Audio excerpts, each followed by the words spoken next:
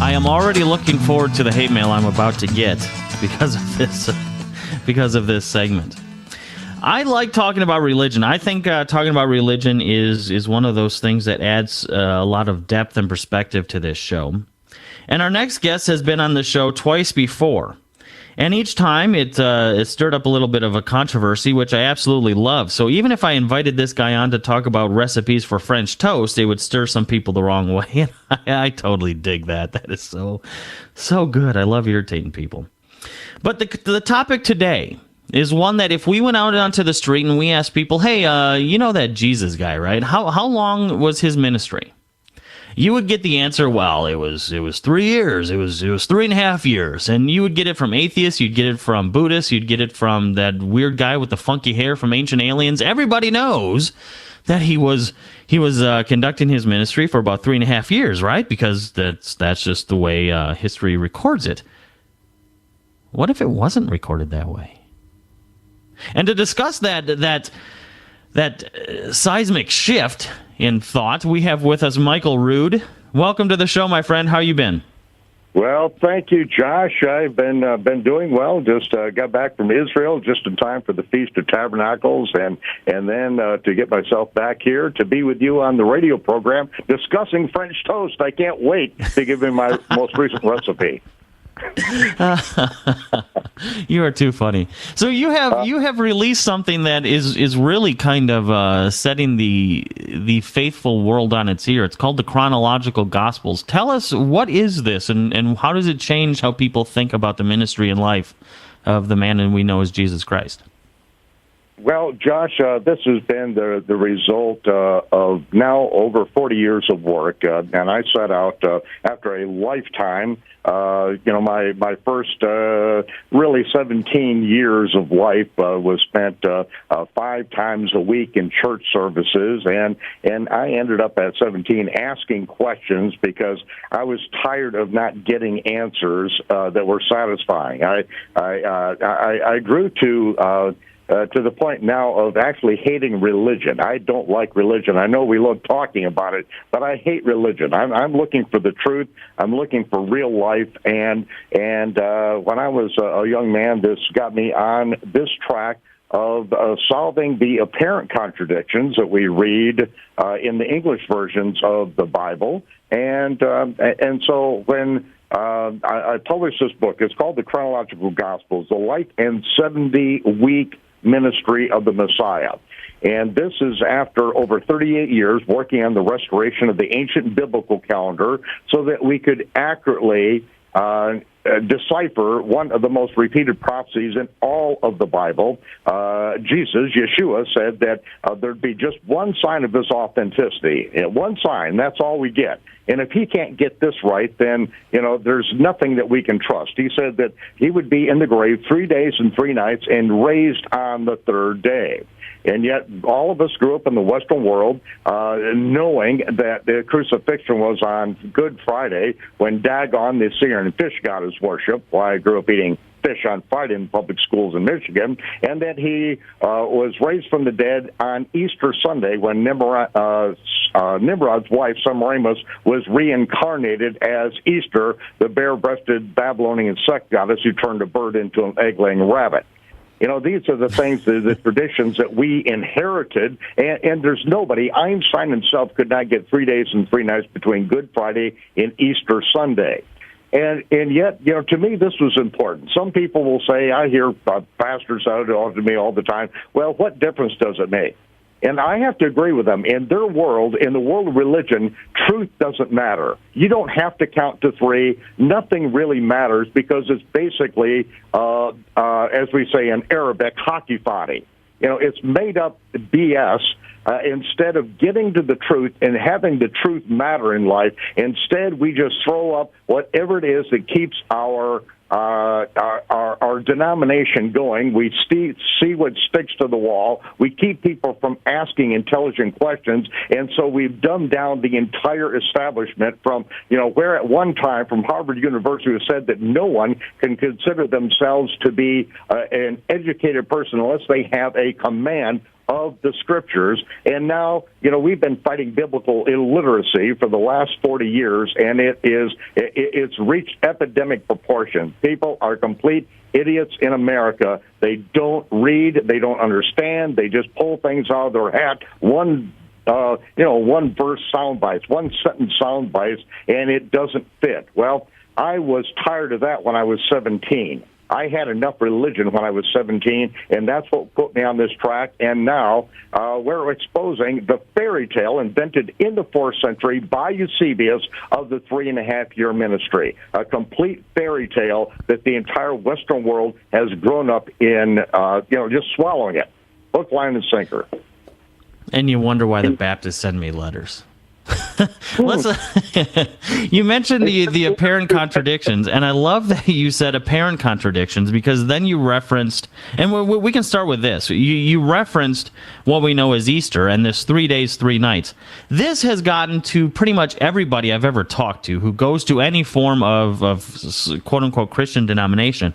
And everybody who's 6 years old eventually comes up to the pastor and says, Pastor, I don't get 3 days and 3 nights out of Friday, Saturday. I mean, how did this? You would be the world's worst travel agent if I booked a cruise through you, because I would leave on Friday and get back on Saturday. So let's just take that. When did he actually go into the ground, and when did he come up? Well, one of the things that we had to solve the problem was getting back to the biblical calendar that was used in the time of the Second Temple period. And that's a biblical calendar, but on the other hand, 42 years before Jesus was born, the Julian calendar was put in place, and the Julian calendar still remains today the time clock of astrophysics. And we can go back and take that calendar back to any point in time to 45 BCE, to January 1st when it was instituted, and we can know exactly what day of the week it was on, no problem. But it took over 38 years of work to reestablish the ancient biblical calendar, which is based on the phases of the moon. Literally, the first sliver of the sighting of the new moon was what we began the month. And there is no question about this historically. The writings of the rabbis, the Pharisees go back 300 years before the New Testament was written, and we know exactly what was done in the Second Temple period. But until NASA put mirrors on the moon, shine laser beams off them for a 10-year period, running the calculations through the Cray supercomputer, we did not have what we needed to be able to establish the visible sighting criteria of the new moon to take us back to that time. So now we can go back with all the Roman records, the biblical records, and know with absolute accuracy, dead on to the day of exactly when the crucifixion took place, the day the resurrection took place, when Yeshua was born. It is all there. There's no question about this at all, except among the ignorant who have not studied this. But, we're all ignorant in one area or another. I'm not putting down ignorance. No, sure. I mean, you can name a field, and I would be ignorant in it. I'm sure it's not that difficult. But, one area that I do know, and that is the biblical calendar and how we got taken off track into a complete fairy tale, the 3.5 years, which destroys any possibility. Well, Michael, hold on one second. We're up against the break. We'll get to the 3.5 years. We'll also get the rest of the 3-day answer, because I want to know, when did he go up and when did he go down and when he came up. We'll be right back, folks. Don't go anywhere. So then you take the French toast and just a little bit of powdered sugar. Oh, we're back? All right, so we're talking to Michael Rood, and we're talking about the chronological Gospels. The idea that, hey, wait a second, it wasn't 3.5 years. What are you talking about? I mean, wasn't there a prophecy about a heifer or something? I mean, don't we know that it was 3.5 year ministry of Jesus? And it turns out not to be the case. Michael, we left off the last segment, and we were getting to Easter, just to talk about how we don't understand what it is we're actually reading. When was he actually buried? Was he buried on a Friday? Was he buried on a Wednesday? When did he actually go into the ground? No, what we have is the entire prophetic picture of the Lamb of God, the Passover lamb as the sacrifice, the substitutionary sacrifice. The year that Yeshua was crucified, the Passover sacrifice was done on a Wednesday. That was the 14th day of the month of the Aviv. He was crucified at the very hours that the Passover lambs were being sacrificed on the Temple Mount, which, according to Josephus, around that period was was around 250,000 lambs were being sacrificed that afternoon. He was on the cross at that very hour. He was in the grave before sunset, and at sunset begins the high Sabbath, not the weekly Sabbath, the high Sabbath of the Feast of Unleavened Bread. He's in the grave all Thursday night, all Friday night, and all Wednesday, all Thursday night, and all Friday night. He is in the grave 3 days. He's in all day Thursday, all day Friday, all day Saturday. He's raised on the Sabbath day. When the women came early the first day of the week, it was still dark. The grave was empty. He wasn't raised on the fourth night. That is nonsense. He wasn't raised on a Sunday. He was raised on the Sabbath day. The scriptures are very clear about this. And when they came to the grave before sunrise, it was already empty at that time. The year was 28 of the Common Era. There is no 3.5-year ministry. As a matter of fact, it was, Josh, that for the over 300 years after the event, every disciple of the apostles, every disciple of the disciple of the disciples of the apostles, for 300 years, not one of them gave one dissenting opinion. They all said that his ministry was about 1 year. It was Eusebius, the champion of Constantine the heretic, the one that brought in all the pagan sun god worship and made Rome a Christian empire with the stroke of a pen without one convert. It was Eusebius, the bishop, the overseer at Caesarea, about an hour from the house in Israel. He was the bishop there, and he came up with, and this is his statement, Jesus' ministry was 3.5 years, which is 1/2 of a week. That immediately tells you that he is one of a million people who've attempted to understand the prophecy of Daniel, which now occurs in the 9th chapter after chapters were added. But that messianic prophecy, he's trying to decipher it, and so he came up with this ridiculous nonsense of a 3.5-year ministry, and that is the beginning of putting Constantine in the place of naming himself the Pontifex Maximus, the Almighty God upon the earth, the vicar of Christ, and that the Messiah isn't really going to return. All prophecy has been fulfilled, and Jesus' ministry was 3.5 years. Absolute lunacy, absolute heresy, and yet that's what we inherited through Rome. But I'll tell you, the reformers had some big fish to fry. They were burning them at the stake. They were strangling them. They were hunting them down, and nobody stopped to question this. This is added to what Luther's thesis should have been nailed to the door of the church at Wittenberg. There are things that got to get cleaned up because religion has completely dumbed down this entire religious establishment. Oh, and the fallout from that, has just been incredible because people who are borderline believers, that they might be agnostic or something, they don't believe that we came from a bunch of goo that somehow spontaneously became a human. But they don't believe in the Bible because of these apparent contradictions and traditions that have been kept up by humans, And one of them is Easter. One of them is the life of Jesus. In the faithful communities, we just blindly accept this stuff without bothering to read the text and see what it says. So how does this line up with the heifer prophecy? Because every time we talk about, it's not 3.5 years, and this heifer story comes up. What's the heifer story, and how does it apply to this? Here's something completely fabricated by Gentiles. They said the red heifer was 3.5 years old, and that Jesus is the red cow, the red female cow, not the Lamb of God, but behold the cow of God.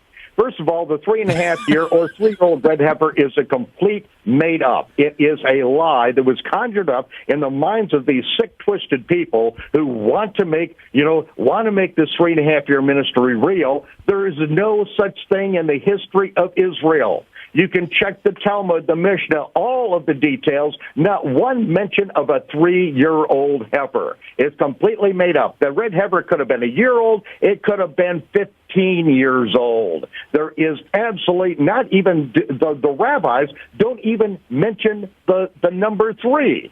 They'll talk about 1. They'll talk about 5. They'll talk about over 5. It never, ever comes up in the history of the Hebrew language by any of the rabbis or anyone.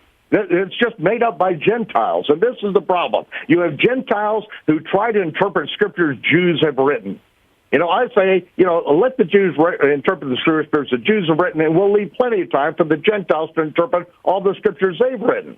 But even in English language, they don't accurately translate things, and they have to be corrected. That's why the basis of the chronological Gospels, which has more than 300 individual incidents in Yeshua's life and ministry in exact chronological order, it's based on the King James Version. It's called the corrected King James Version because, of course, we all know that nobody is reading the 1611 King James Version of the Bible. It was revised in the 1700s, again in the 1800s, again in the 1900s. Then the new King James came out, and it updates the language. We use verbs differently. Words have a completely different meaning, 180 degrees, some of them, from when they were used in 1611. And so it needed to be updated and corrected according to the ancient text. And I can give a wonderful example of that because I have great respect for William Tyndale. I mean, he's my hero. And the King James, basically, 80% of the King James New Testament is right straight from William Tyndale. I mean, the man died for doing the right thing. But yet, there are some things that he didn't handle accurately because he did not have things in chronological order. Chronology is the ultimate context.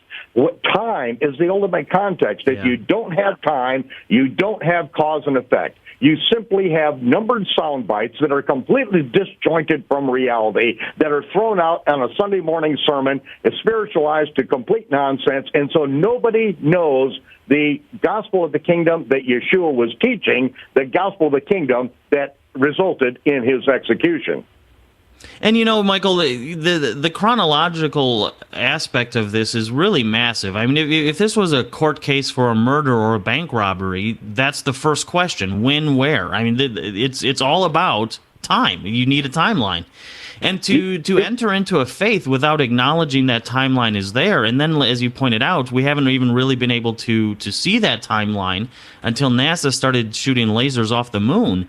That really lets you get to this point scientifically where you say now is the time where we can actually look back and put this all in order, right?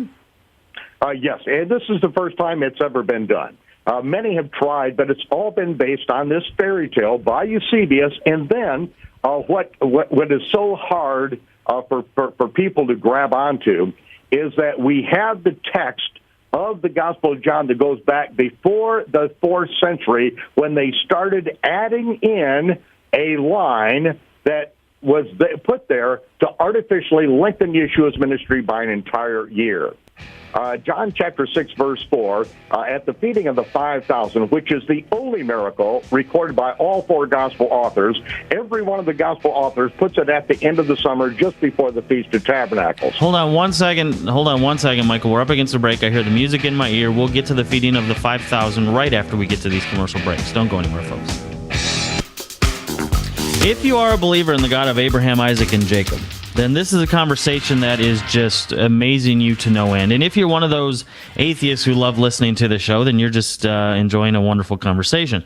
But either way, you're going to want to get your hands on what's called the chronological Gospels. I mean, this is something that is by far absolutely amazing. If you are a KJV, a King James Version believer, and you're like, oh my gosh, I love the KJV, then you will love the chronological Gospels, because what science has allowed us to do, what calendars and 40 years of research has allowed us to finally witness, is the Bible put in order. Everybody and their brother acknowledges that it's not in order. And the order of things, just like in the case of a murder or the case of a marriage, the order in which you do things is extremely important to the overall message itself. So we're talking to Michael Rood about his masterpiece work here, the chronological Gospels. And Michael, you talk about these apparent contradictions, and even if you're reading King James Version Bibles today, you do get to some things like, well, when Jesus said, "It is said," and Jesus said, "It is written," people assume that he's talking about the same thing, but in reality, when he says, you've heard it said, he's actually talking about the oral Talmud back then. It wasn't written down yet. And when he said it is written, he's referring to the Torah and the prophets. But when we don't look at the Bible in context, we have no way of discerning the Gospel of Matthew when Jesus is talking about these things as separate entities, right? I mean, and that's why the context and chronological order of things is so important, isn't it? That's right. And you bring up that great point. You've heard it said of them of all time, this. And who's the them? People don't even take a look at the them. It's the scribes and Pharisees who will not see the kingdom of heaven. This is the context. And so, people have to understand that the Bible is not just, numbered sound bites that you stick together at your convenience. It's the gospel of the kingdom that the disciples were teaching and doing miracles and raising the dead, and this was more than a half year before they knew anything or believed anything about the death, burial, and resurrection. The death, burial, and resurrection is not the gospel of the kingdom that Yeshua was preaching. But this is all that we hear in our churches today is some come to Jesus at the last stanza of just as I am, with every head bowed and every eye closed, with no one looking around. And this is all made up by Billy Sunday. That whole that whole procedure was not even part of anything that was going on when Yeshua and his disciples were preaching it. So to get back to that gospel, that's what sets a person's heart on fire and life on fire, to realize we are delivered from religion, from man-made religion. And once that happens, I'll tell you, life gets exciting. You start breaking all the rules, you get out of the box, and you start being successful in life instead of held down by the edicts of men. And that's where let's get back to that, because I could talk to you all day about this stuff, but let's get back to the feeding of the 5,000 and how there's an apparent discrepancy there. There we go. The feeding of the 5,000 is the one miracle that's covered by all four gospel authors. All of them, it happens at the end of the summer when the disciples come back from their paired assignments, 6 teams of 2, go out, and they're out there teaching and preaching. Then they come back, find out that John the Baptist has been executed, and that's when Yeshua feeds the 5,000. The very next chapter in John, he is going up to the Feast of Tabernacles. The same chapter in Luke, he's going up to the Feast of Tabernacles. But yet in John chapter 6, verse 4, we read, and Passover, a feast of the Jews, was nigh. Hold on just a minute. Passover is an entire 6 months away, and it has nothing to do with what's going on right now. In fact, Yeshua is feeding 5,000 plus people with leavened barley loaves, which are not to be in any of the land of Israel. Everyone's supposed to be up to Jerusalem, but nobody's there, and Yeshua never goes up to it. And then let's say that it is Passover, and he's violating all these things, and nobody is at Jerusalem for it, which is absolutely asinine to even let that enter into our brain cells. But then it's an entire half year later that it's the next chapter. It's the same chapter in Luke. Those words, and Passover feast of the Jews was nigh, is not in any text of the Bible until after the 4th century. And it ends up in our King James Version of the Bible because it is in the later Greek text, and it was added to artificially lengthen Yeshua's ministry by a whole year to try to get it to coincide with what Rome has been feeding and shoving down our throat.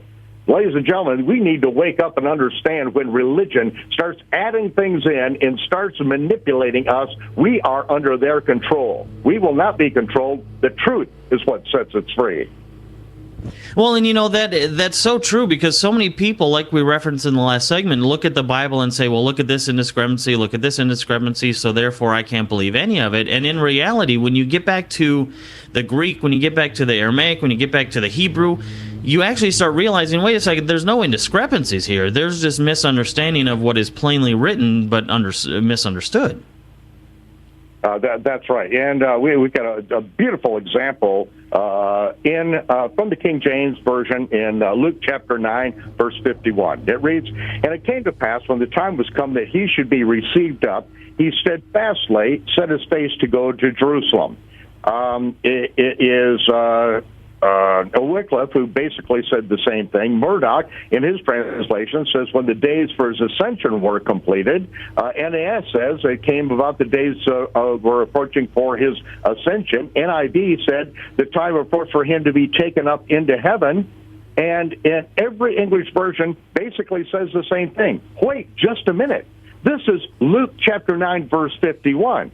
The ascension isn't until Luke chapter 24, verse 51.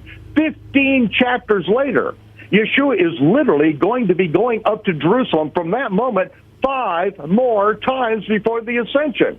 But yet they all tell us that the time for his ascension has come. That is absolutely crazy. But yet that's what the English version says. But it's because we do not have the context of the culture and of the language. We read about this very incident where this is incident 125 in the chronological Gospels. This is happens on week 33. This is right after. This is John chapter 7. John chapter 6 is the feeding of the 5,000. Now it's John chapter 7, and it says, now the Feast of Tabernacles was drawing near. And so Yeshua's brother said, you go on up to the feast. And then he says in verse 5, he said, it's not my time, but you can go up anytime you're ready.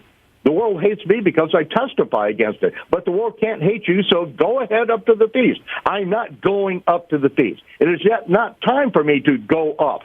The word go up, even though we have the Bible and New Testament mostly in Greek, it's still describing a Hebrew culture. And what it's describing is the Hebrew word aliyah, which means to go up to the feast. That's the terminology we still use. I still live in Israel. We go up to the feast because it's on a higher altitude. And so when it talks about this in Luke 9:51, it's the very same incident. It's incident 126. It's the 12th day of the 7th month. It's Thursday, October 2nd, 27 of the Common Era. And in John it says his brothers went up to the feast. He also went up in secret. And in Luke 9:51, in the corrected version, now when the time came for him to go up to the feast, what feast? To Sukkot. It's time for him to go up or make aliyah to go up to the Feast of Tabernacles. But yet, every English translation has him going up to his ascension, which is absolutely dead wrong. He doesn't ascend for 15 more chapters. Most of the Gospel of Luke is yet to be spoken at this point. But see, this and like is you what said, happens. he actually goes back to Jerusalem many times. 5 times. He's going to go up 5 times before his ascension. Okay, So Michael, we're coming to the end of the show. People are obviously sitting there scratching their heads thinking, holy cow. I mean, to understand the Bible and then to do so in a chronological order would radically reinforce my faith. How do they get this chronological gospel? The chronological gospels, you can go to the chronologicalgospels.com. The chronologicalgospels.com. And also, you can go to the website, the Rood Awakening website. That's www.aroodawakening, spelled R-O-O-D, aroodawakening.tv. And the chronological gospel is shipping now. This is the end of the first printing. It's unbelievable. This stuff, we had to have more flown in, thousands more flown in, overnighted to us just to cover us. But this is $69 for the chronological gospels. You can get the essentials package, which has a 6 or 5 DVD set to help get you acquainted with the chronological gospels and show you some absolute treasures that you have never before experienced in your life, along with the 3-foot-long timeline poster. Time period. All right, Michael, we got to let you go. Make sure you get this. Go to aroodawakening.tv. This will, I'm telling you, it'll radically change how you perceive the entire timeline. Today, tomorrow, as always, my friends, may your path lead to heaven, and may freedom follow in your footsteps.